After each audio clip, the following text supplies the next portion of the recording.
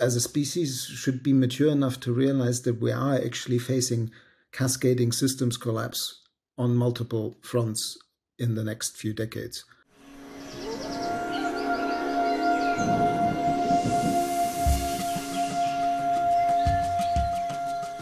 Welcome to Green Planet, Blue Planet podcast. I'm here today with Daniel Christian Wahl. Welcome, Daniel.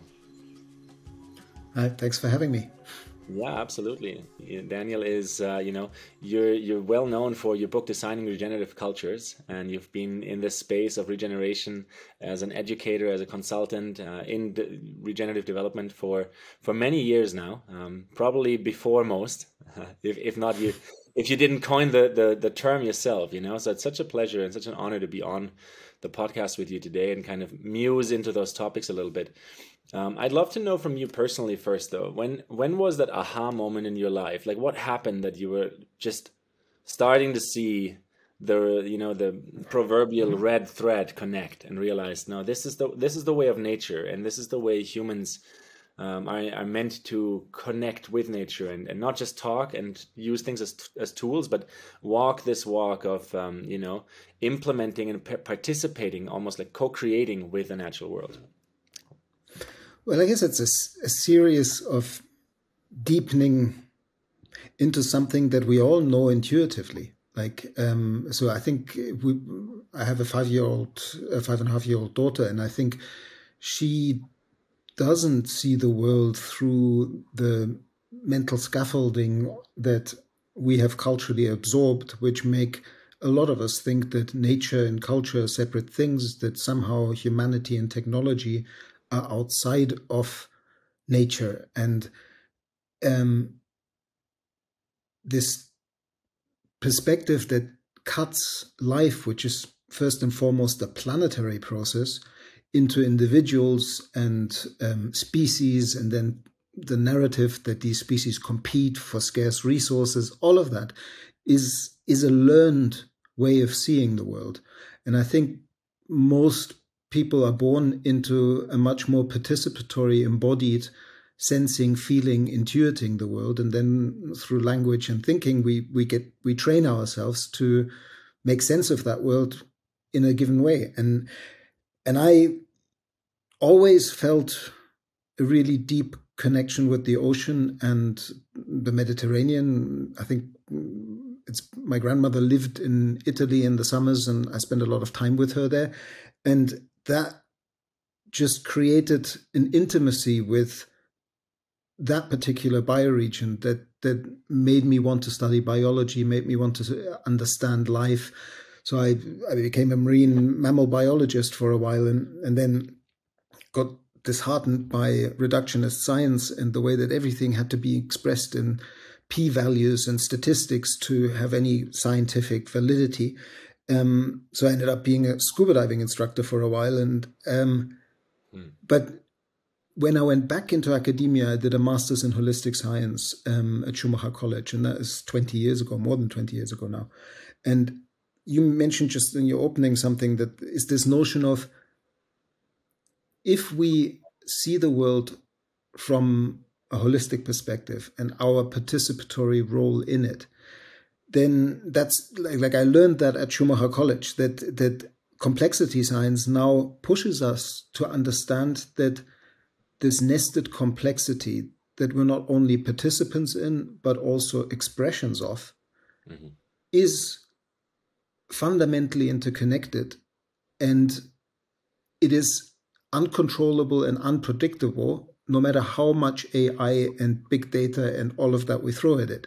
So instead of what the Western attempt has always been to predict and control nature, and really what we need to relearn and what is so deeply aligned with our species lineage is, how do we participate appropriately in this nested complexity in such a way that we understand that serving our community, serving the community of life, creating conditions conducive to life is ultimately actually serving ourselves, because we're not really separate from the context that we're embedded in. And that, I think, the learning 20 years ago, the scientific understanding that science has actually found a way of framing this, and in doing so has returned to an insight that indigenous cultures had all along, and that many ancient wisdoms traditions had all along. That's really two things that deeply influenced me and put me on this path. Mm-hmm. Yeah, it's beautiful to hear you speak about it, and I think many people can find resonance and find themselves in, you know, similar kind of pathways. Maybe, you know, this falling in love for a bioregion, and having maybe, you know, and I think even our emotional connection to nature is a big part of how we can detect that we're one with nature in a certain way, right? I'm really curious here to unpack one specific thing you just said, Daniel, which is, you know, how do we then participate in this complexity of nature? What do you think is most required in this time right now? It's 2023. You just mentioned AI briefly, and we know that there's like an evolutionary effect of AI probably coming to all of us, right? Like it's going to change the way we operate. But how do we actually recognize ourselves as participants of this larger natural unfolding in this specific time? Like, what's required from people that are tuned in? Well, for me, it's really a question of whether we're not at a critical bifurcation point at which we're asked to make ethical, moral choices about who we are and who we want to be, including holding possible that the narrative that exponential technologies are unstoppable and that AI is out of the box and blah, blah, blah, blah, blah, is a narrative that is a self-fulfilling prophecy. And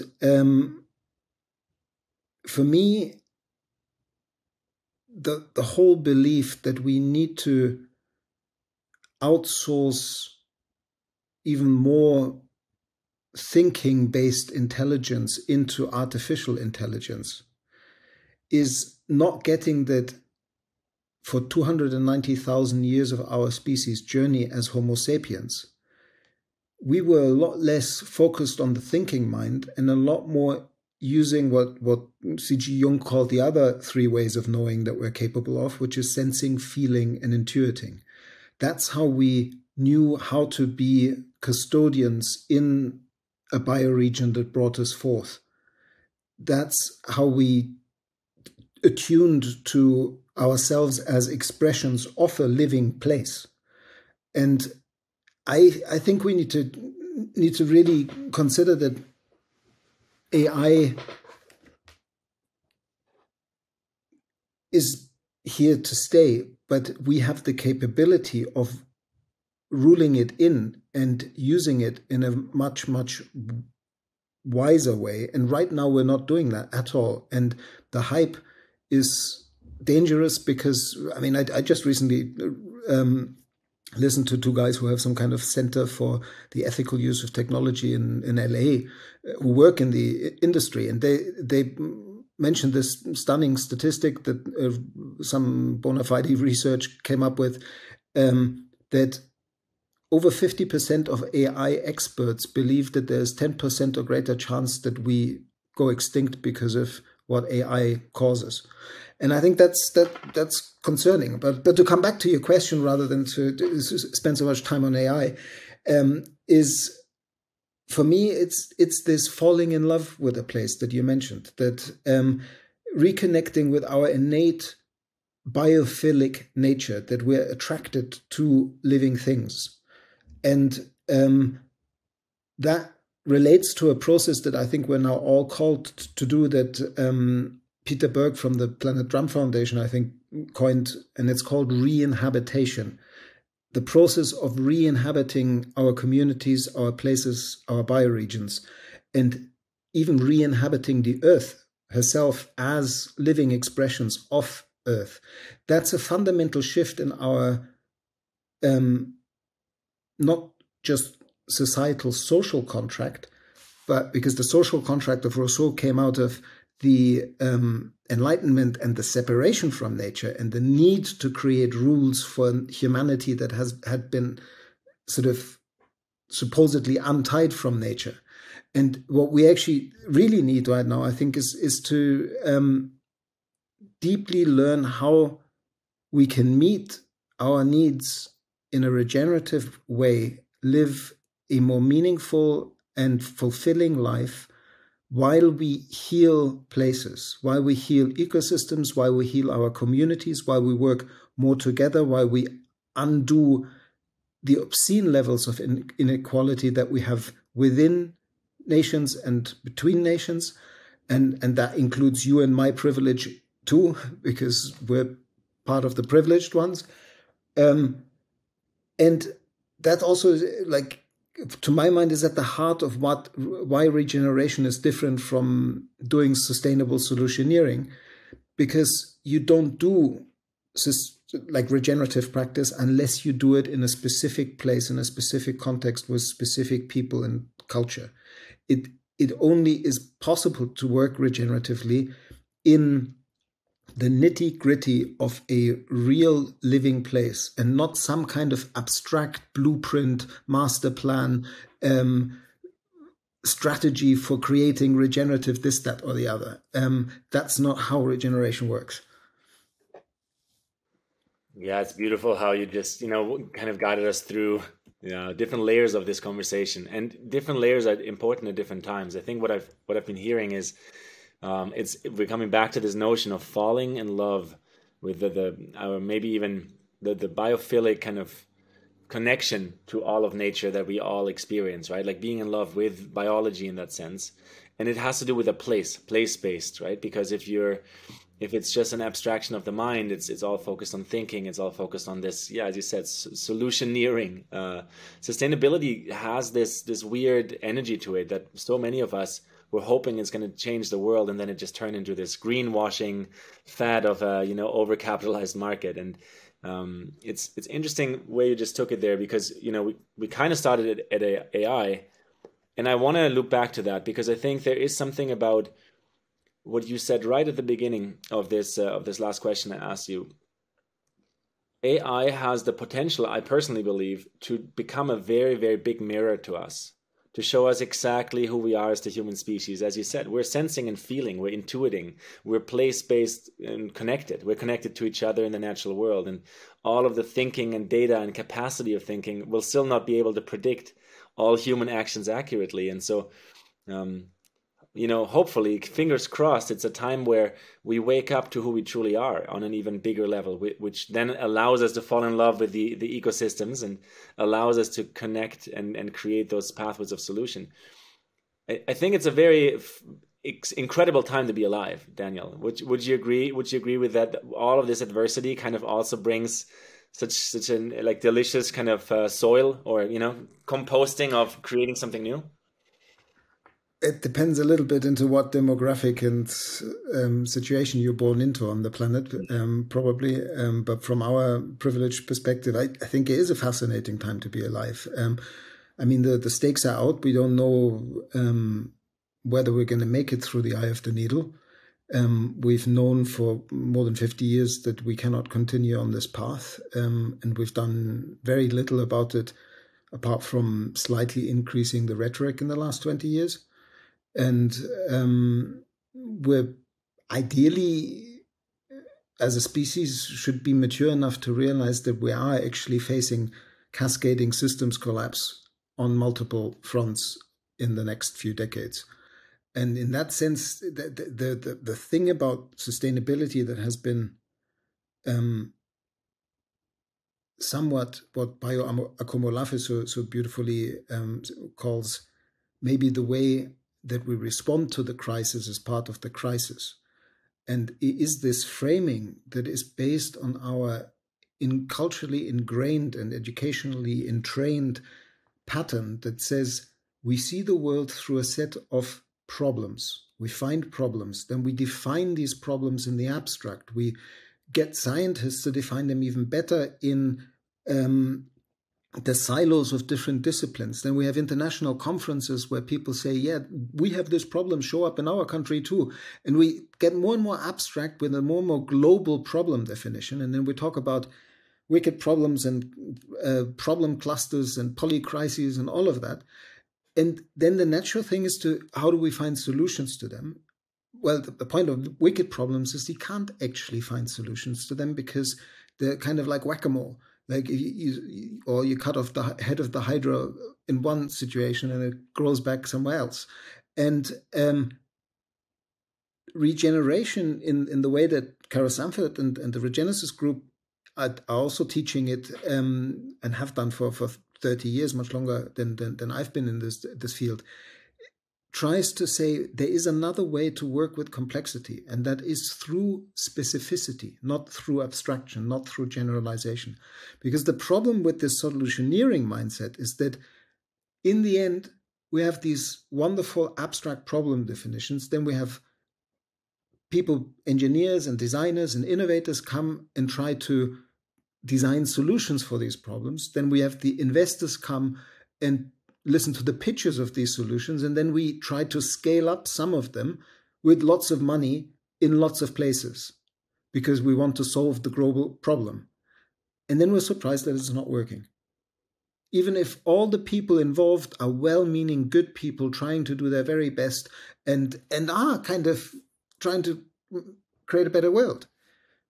But it's because we're not growing the solutions out of the specificity of a cultural context and the warm data that exists in the relationships between humans, to their history, to a place, to the immigrants that are now part of the community, to the transformations that and how they face the world. And all of that matters. And that's why I think, yes, maybe AI will show us this mirror, but we should definitely watch out that we don't create runaway effects with that technology that we will find difficult to stop. I mean, this is an ancient human story. The first Disney film ever made was The Wizard Apprentice. And The Wizard Apprentice is basically a copy of a story that Goethe expressed as Dr. Faustus, and Marlowe expressed as Faust, and Shelley expressed as Frankenstein, and in the Torah is called the Golem. It says, watch out what magic you wield. And as Arthur C. Clarke put it, every sufficiently advanced technology is indistinguishable from magic. We are dabbling in magic here, and it can run away with us. And that's where I feel like there's such a danger of just letting the discourse of saying, oh, we're now in the age of AI and it's going to change all our lives. Like, okay, let's maybe hit the brakes for a second and even discuss whether it's acceptable that a company like Google can unleash something like ChatGPT without a consent by some form of gremium internationally. And like, don't we all have a say in whether we want this technology in the world? Mm-hmm. Yeah, you're I love that we're at this place. You're striking such an interesting kind of chord there. I think you're really representing like a middle path between those extremes in what you just said, Daniel, because on one hand, like, yeah, we've been witnessing, you mentioned our privilege, having grown up in Central Europe, both of us. And, so like we've been in this globalized world that has been working for a few, but really has been destroying the natural world and our connection to place and indigenous wisdom and our connection to the regenerative cycles of life. And then at the same time, we have this need almost, let's take AI as the example here again, where the need is, we need to hold companies and maybe even governments accountable on a question of morals and ethics about these advancements that we've been fed, spoon-fed, that they're all progress. Everything technology is progress, but we already know that that's not even remotely true. Most of the technology that's progress also comes with really big side effects, right? Kind of like pharmaceuticals. And so, yeah, I think it is absolutely the time to to understand how can power be represented in a different way, so that these gremiums are not just kind of tools and marionettes of governments and big pockets, right? Because that's another big problem of the systems that we've inherited on this planet. I'm in my 30s now, and the way I see it is, growing up on this planet since 1987 was sometimes really frustrating. Like it's a planet where if you don't feel sad every now and then, I don't think you're connected to the ecological truth that we're living as a human species, because it's a bit sad to see that we are a beautiful species on a beautiful planet, but kind of running after some very bizarre metrics and systems. And so the way I see it is we've inherited these systems and they're ours to change.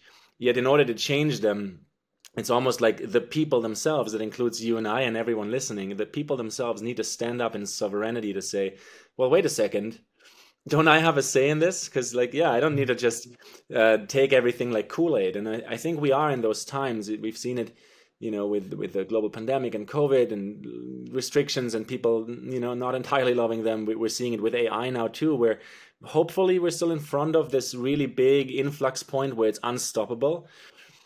But then also I want to come back to what you said. It is a tool and we are the creators of the tool, right? And so just like all the systems we've created, they're created by humans. And so the question that arises for me is,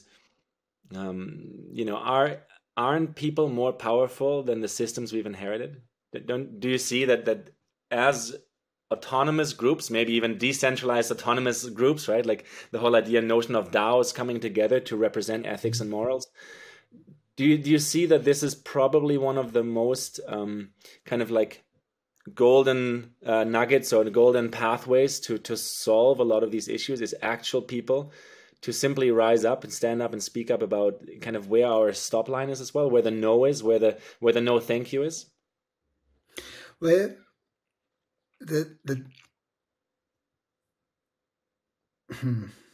there's so much in what you opened up, and there were lots of places to go. Well, part of this notion that we were talking about earlier, that like if we understand ourselves, I mean, this is just one framing. There are indigenous ways of wording this that sound less scientific, but equally meaningful in different contexts.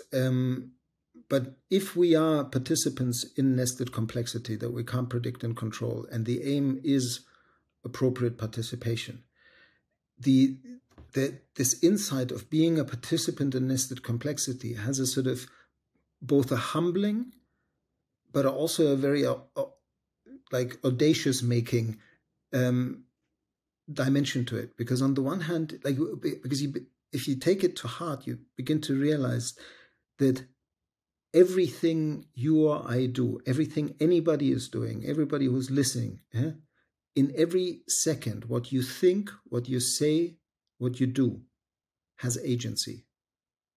And what you don't think and what you don't say and what you don't do also has agency. And it means that we all change the future because we're an expression of the living present, of life expressing itself. And that, on the one hand, makes us very audacious, like I can actually do something. I count. I am unique. I'm here for a reason. I'm one of the diversities of life. And there is no other copy like me or like you or like anybody who's listening. And regeneration, to a large extent, is the question of how do we put that in service to a larger context, the community or the community of life itself, because you can only express that essence, that uniqueness of yourself in service to. It's impossible to express it fully, meaningfully, and healthily in opposition to. And that means that, I'm losing my thread here. Yes, we are enormously powerful, but the question is if we do it in some sort of disembodied communities based on DAOs, which is wonderful that we're all connecting on multiple levels of interest, but those create these echo chambers that mean that you're just talking to your like-minded people. And the magic of actual place-sourced, place-based regeneration or bioregional scale regeneration is that within a given bioregion, you will find such diversity that there'll be plenty of people you disagree with. And that's healthy. It's not healthy to some extent. It can be for a while to create these little bubbles where you, with a bunch of friends, create your little eco-village or your regen village, and you live in a kind of intentional community. I lived within attentional communities for quite some time and worked with the Global Eco-Village Network for 15, 20 years and with Gaia Education. And I love those community experiments. But they also, in their long journey, realized that it was unhealthy to be just an eco-village with no connection to the surrounding, like the neighboring village or the surrounding bioregion and the watershed. And they've learned that by turning into the skid and meeting all these other people that have different opinions in their region, that's where the real juice of re-inhabitation is. And it also means making ourselves common cause with peasants and farmers and indigenous people who still hold a connection to place that many people still need to relearn. And then there's so much innovation for technology and everything possible when we look at things like a circular economy at the bioregional level. And none of this is black and white, either or, from this to that. It always is a blend of multiple realities. And for example, with regard to the circular economy, rather than having an argument about global cycles of circular or ultra-local cycles, is to try to make the cycles of what we use, energy and matter, as small as possible, as regional as possible, and then have a nuanced conversation about what global trade and global collaboration is needed to enable that. We right now, in the way that you were saying earlier about technology, it's like we just, because we're doing it because we can, but we're never asking, should we? And what I've learned, like last year, I did a wonderful conversation with Professor Anne Paulina, an Aborigine elder from Australia, as part of the RSA podcast, Regeneration Rising. And in that conversation, which was the first one in the series, she made me understand that it's not just practice in Australia to honor the original custodians of the land that you're speaking on when you start speaking, but it's also practice to, when Aborigines are on walkabout out on country and they actually don't speak, like she said, we hardly ever speak with each other. It's all about signs. It's all sensing, feeling, and intuiting. We're in communications, but we're not speaking. And then when they sit down somewhere and they start speaking, they ask the place for permission with a kind of phrase that is along the lines of, we are about to use human language for a short time to talk about this, that, and the other. And we believe it serves this community and it serves life. We ask for permission to speak. And then they speak. And then they stop again when they're done. And that is an awareness of how language is already a technology. Like we think, oh, AI and all of this. Language is a technology that, just like AI, traps us into certain ways of dealing with reality. And what we're now hitting the wall of, with AI showing us the mirror, is that we're so much more when we don't just live in language and in concepts and in organizing ideas, but we live in active lived participation with life itself. And that sounds very theoretical, but anybody who's tended a garden and spent time really caring for life will recognize how there is an immediate, like if you care for a little girl or a little boy, like your children, or you care for plants, there's so much communication that gets established very quickly through the caring, through the love, through the attention, through the relational being, that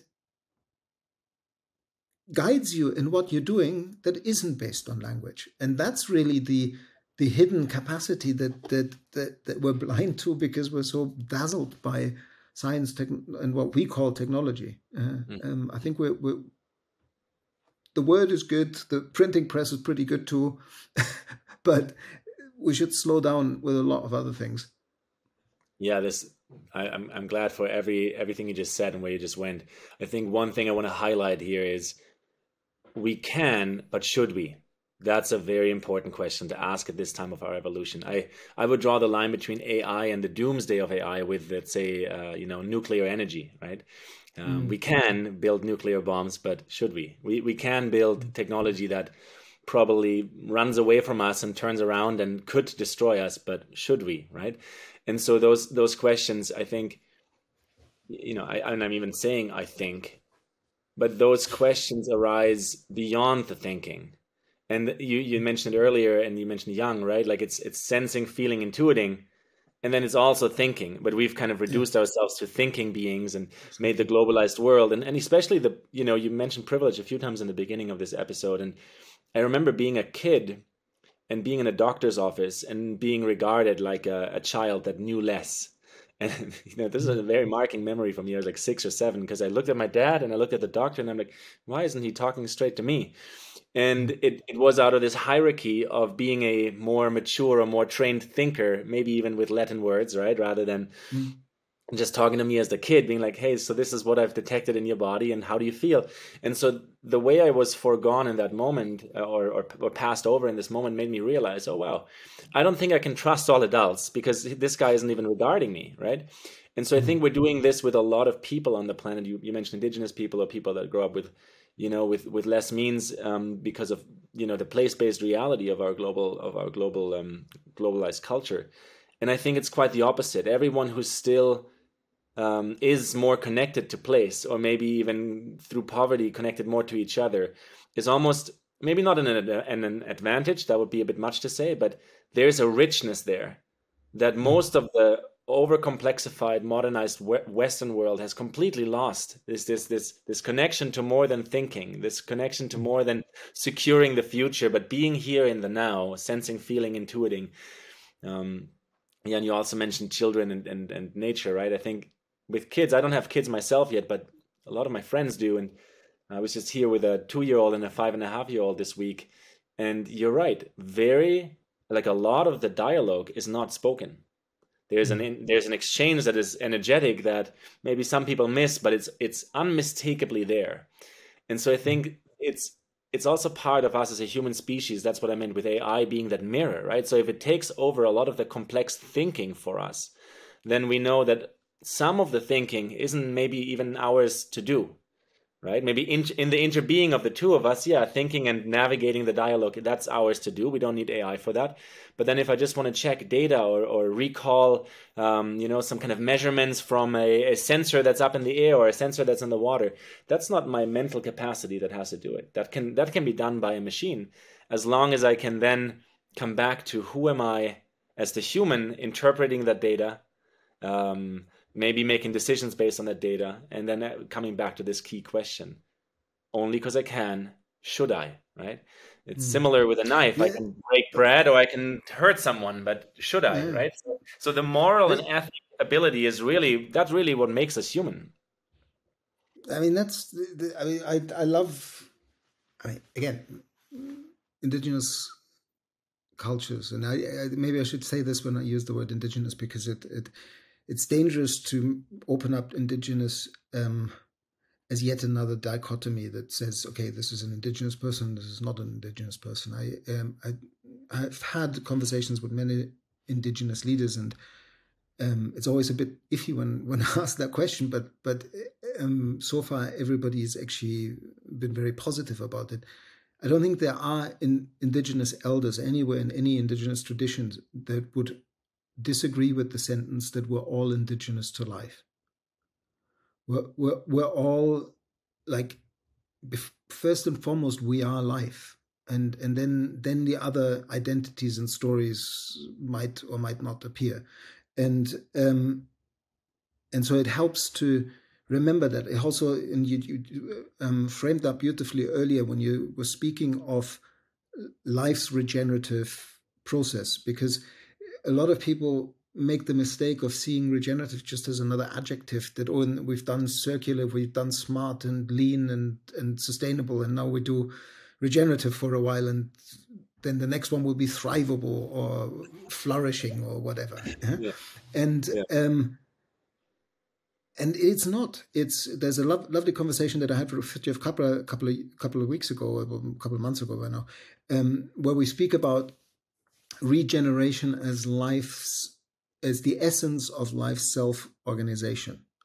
So it's a core pattern that life uses to create conditions conducive to life, to diversify and then subsequently integrate diversity at higher levels of complexity through predominantly collaborative or integrative synergetic actions. And that's the process we need to reintegrate into. And I think that to help me where we were going with this, it's getting late here. Well, I mean, it's getting complex, but it's also so beautiful to follow these trains of thoughts, because, you know, that might be the purpose of being human, is to understand regeneration is the cycle of life. We're part of it. And so our purpose really is to recognize being a part of life rather than to be an antagonist to life, right? And then therefore having all of these, destructive, maybe even these destructive influences over our soul. You mentioned, you know, Goethe's Faust, or, you know, we could mention Rudolf Steiner and his anthroposophy, or, you know, Frankenstein. All of these doomsday scenarios, they're influences on our soul to a degree, or on our being, but they're not where we need to go, right? Like, this is just one of the pathways. It is that bifurcation point. And so I think we're talking about, you know, this beautiful notion of regeneration beyond just being another label of the mind, but being fundamentally connected to all of life, which is who we are. You went to the indigenous understanding, and, you know, I've spent a fair amount with indigenous leaders as well. And in North America and in English, it's quite difficult to say I am indigenous if I'm a white, tall man that was born in Germany, right? But in Brazil, for example, my friends from indigenous communities in the Amazon, they chuckle and they're like, no, that's the only thing you need to understand, is that you are also indigenous to the earth. If you don't get that, then we can't even really. There's no point to start. But the fascinating thing here is to come back to what you said earlier with regard to AI. It seems to be circling into that subject. Is we forget our own biases. Like, we've mentioned the bias of privilege a number of times, which is important.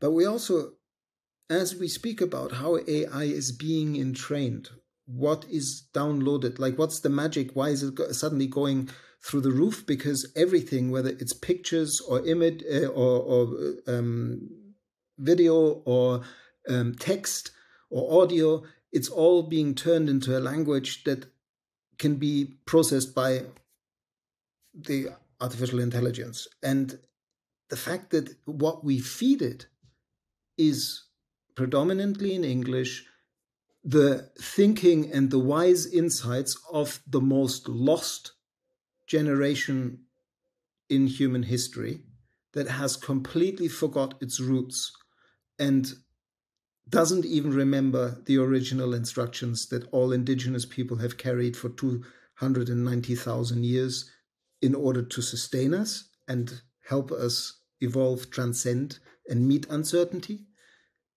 I think it's a bit dangerous to have the arrogance to think that that intelligence is then going to advise the rest of humanity how to deal with the problems that type of intelligence created in the first place. So, I'm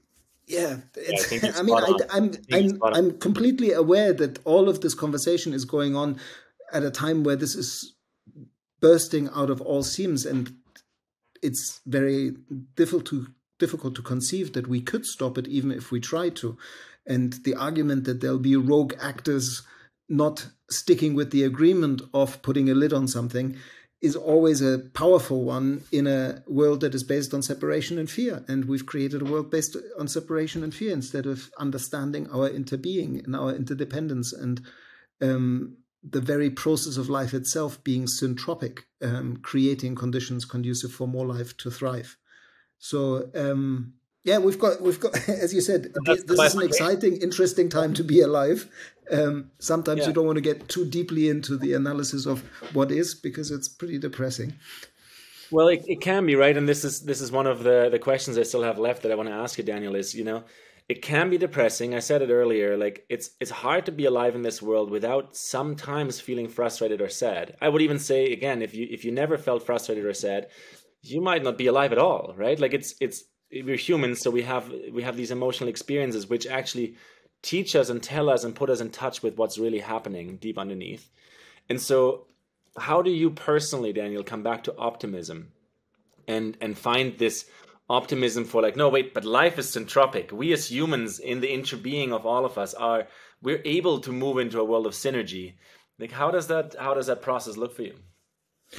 Um, Sometimes it works, sometimes it doesn't. Sometimes some months it works better than others. Yeah. But you actually mentioned this earlier, and it's a really important insight that we need to actually look into our capacity to sense, feel, and intuit again.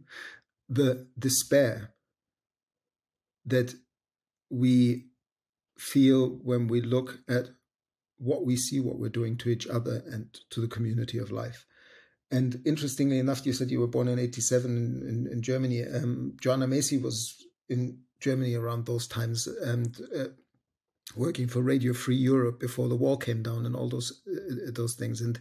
And she developed what became the work that reconnects in a workshop series that back then was called Despair and Empowerment Workshop. And it was mainly about having, at that time, people face the imminence of a nuclear holocaust, of a third world touch-up with nuclear weapons, using Germany as the battleground.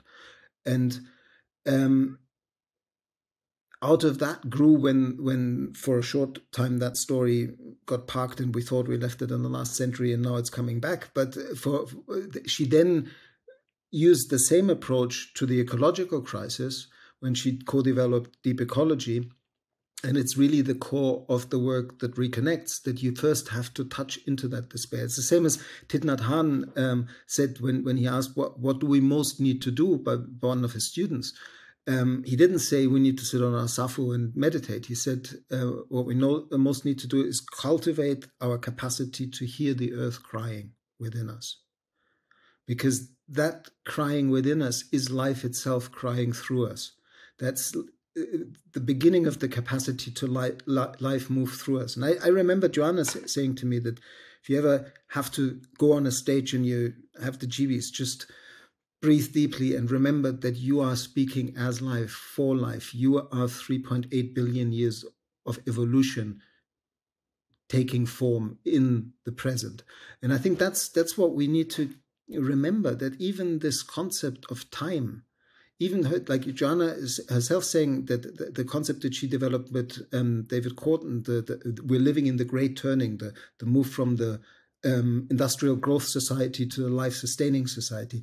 She recently is starting to question whether that actually created or included still the narrative of we're incomplete and we need to go to another future that will be other and better. I think what we need to learn is the immediacy of the specificity of the living present. The people we're in front of, the opportunities we have every day to make decisions, to choose how we think, act, and speak about things. And in doing so, we take back a lot of our agency and our capacity to align with life. And for me, that's where I go when I go into despair. I go into the garden and I would play with my daughter, and I try to more and more. And in many ways, this has been a practice for me for the last couple of years. Is like, what would it be like to do? Yes, we can, but should we, in a personal level, and pay attention to my time online, pay attention to my time engaged in the digital, and favor the analog over the digital. How do we relive our lives as embodied members of living communities of human beings and of modern human beings? And for me, that's a journey worth going on, and it's exciting, and it gives me the hope that if we all come to that moment, which is a moment that even in collapse, you can choose how to respond to it. And if you can align with life as the larger being, then it's a way to face mortality. It's a way to face collapse that can actually allow us to let go. And I think it's maybe this capacity to actually let go, to take ourselves less serious, to not be scared of death so much, because we understand that when any wisdom tradition ever talked about eternal life, they didn't talk about this dude and this dude living forever, or Ray Kurzweil downloading himself onto a microchip and then putting it into a robot. No, they talked about eternal life being eternal. And if we reconnect to that, then maybe life is actually a gift. This is where we started. You definitely found my way of humor right there. Is like, none of those cultures, no matter which one it was, no matter which background, talked about, downloading our consciousness on a carbon disk to then clone our body later on and live forever as the physical form of me. No, but they all did talk about eternal life, no matter which religion, no matter which spirituality, no matter which indigenous group. There's this notion of we're already eternal from a spirit-based perspective, right? Which is far out for some people, but I think this is a big part of recognizing is we're spirits on a human experience, right? And in that human experience, it's about understanding that we're a big part of the cycle of life. And again, I said this earlier, we've inherited systems and ways of thinking and talking that are pretty limited to the totality of the eternity of the spirit, and also the power of Mother Earth. I mean, she the planet doesn't need saving. I think that's been said many times, because it's just, are we waking up to who we truly are, or are we going to run an experiment that is more, destructive? So yeah, between optimism and all of the feelings, I think feeling those feelings and being in the garden makes us present and aware that this is the journey we're on. And then from there, I love where you went with that, Daniel, because it's really about, and this is how I see it in a picture, and I think, it's maybe an easy picture, but we've grown up drinking the Kool-Aid, many of us at least, that this is a world with a certain kind of future shown to us through media and news. And as long as you just consume the right steps, it will be okay for you. But really, it's not the way it is. We're not consuming reality. We're creators of reality with agency. But that agency, even though it is about which future we create, that agency always only happens here right now. And it always only happens here right now with the people that surround us, right? Like, I'm on Galiano Island as we're recording this at my friend's kitchen here. And as I said, they have a few kids and they live on a farm. And oh man, like my personal life slows down when I'm around this kind of way of living. And I'm just so grateful for it to realize, you know what? It's noon, but let me close my laptop because it just feels so good to be present with what is going on here. No, I mean, that's it, the slowing down. And then, a lot of the kind of resilience folk and people talking about what time is up now, the framing from the Stockholm Resilience Center that we live in the great acceleration. We need the great deceleration in our lives, but also in our industrial throughput, in the things we need to consume and all of that. And coming home to what is really meaningful when you live your life through the capacities of sensing, feeling, and intuiting, and not just thinking, is coming home to a life in the immediacy of community, family, and falling in love with one's bioregion. It's the enjoying that everybody is in this boat together. It's called a watershed, and we're trying to make the best out of it, and we're doing our bit to heal this part of the planet. And we're an open and collaborative attitude towards anybody elsewhere who's doing their bit in their bioregion to heal their part of the planet. And we're not xenophobic and putting up the walls and not letting anybody in. We're still have exchange, but we focus on the immediacy of the gift, which is all around us when we're ready to see it. And it might be idealistic.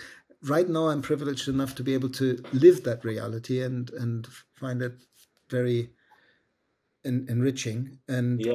I wish we would all come to that insight. But I also know that we need many stepping stones and shifts in conditions for people. But as you said, like, there are a lot of people who might not have economic wealth, but they have wealth in social cohesion. They have wealth in being meaningfully embedded in a culture.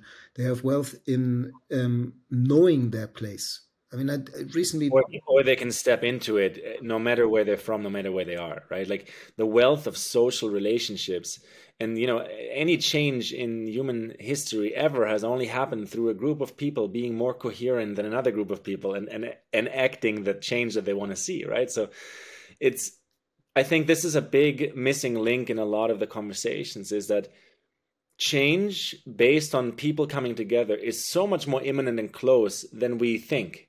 Because it doesn't need 4 billion people to agree. It just needs a group of people to come into coherence and take action, right? And that group of people can even disagree on certain nuances, which is, as you said earlier, is really healthy, actually, right? Because it will make the group more resilient. And so...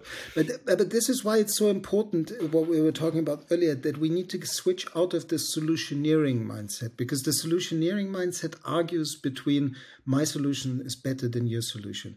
If your point of departure is solutions are always prototypes, they're always invitations to say, does it still serve? Is it the right one? What was the mistake? What are the hidden side effects that we didn't pay attention to? And if we have that attitude towards whatever our solutions are, we need solutions, then we will be able to listen to each other in a different way. And it's the flip that in my book, I call it ad nauseum.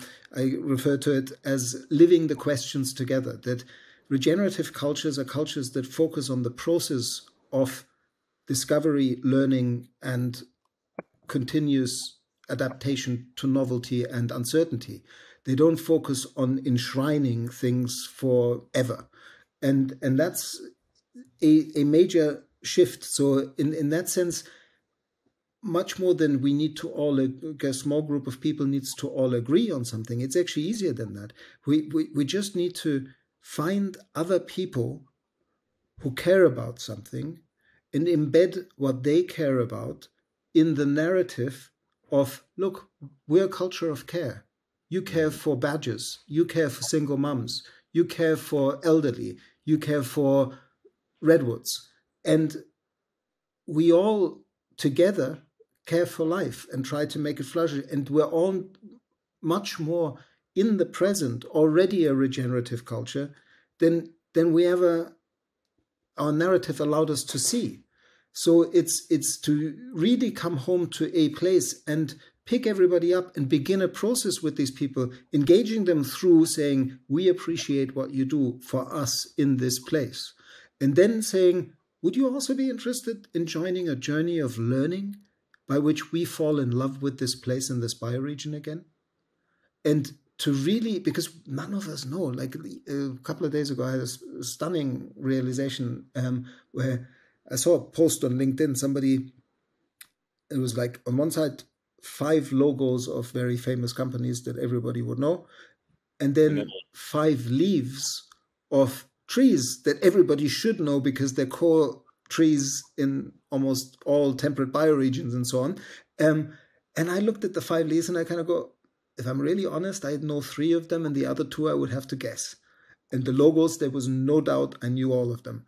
And that's quite instructive, isn't it? I mean, memology in that sense is also a big mirror to our consciousness, right? And it even, again, it transcends language, because you can read that meme of the logos and the leaves without speaking English or without speaking, French, Spanish, or German. Like, you could be from anywhere in the world, and likely, unfortunately, no matter where you're from, you'd know those 5 logos of those companies, right? Yeah. Daniel, this was such an inspiring conversation. I really love what you're saying, like living the questions together, right? And stepping out of that solutioneering mindset. I think those are some really great pointers you've left for everyone who's tuned in to continue down that path, because it's really also not about just one person knowing. It's about all of us together coming in this act of being alive on planet Earth in every moment. Thank you so much for your presence with us today, and thank you so much for this inspired conversation. Thank you for having me. And just the final gift that I've been given from many Indigenous conversations that I've had over the years, it seems like every Indigenous culture asks those three questions with every, like in the process of living the question is, and it's an invitation for all of you to try it on for a while. If you make decisions that are somewhat impactful in your life, ask yourself, does it serve myself? Does it serve my community? And does it serve life? And really sit with it to find meaningful, at least 2 or 3 meaningful answers on all 3 levels. It is never enough if it only satisfies one of the 3. The activist burns out because he doesn't pay attention to, does it serve myself? And at the same time, many people over-consuming only look at how it serves themselves and don't pay attention to how their actions affect community and life. And I think if we all created cultures that fall in love with place and ask those 3 questions regularly, we have a chance to get through the eye of the needle. Thanks for having me, and this was a wonderful conversation. Thank you.